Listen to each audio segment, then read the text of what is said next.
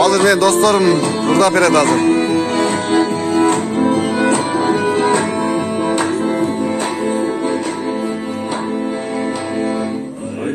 Yürüp gözüme kaldım ne kapısına açıyor baktım ne gün doğrumda çarpıraman çamalımda gülü oyurum gülü estir salındım ne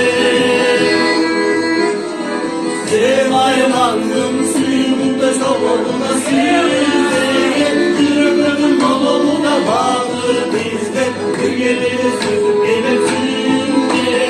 seni salın babamına çarşaysın sen yürüdüm ardına başkasına ömrümde kulağımda bağla yürüdüm aşkımda çarşaysın sen yürüdüm varımda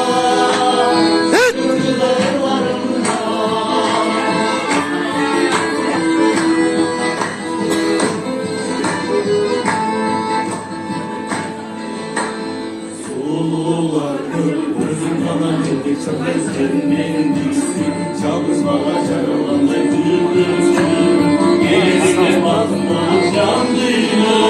nurun çarşı ormanlarında sevaylandım suyumda solumuna sildim yürüdüm babamına bağlı bizde bir geliri sürüp gelip sürüp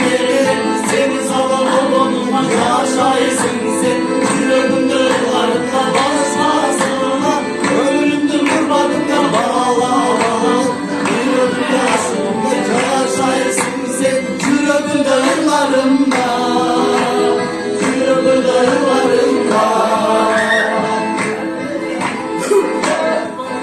Oy rahmat baldar.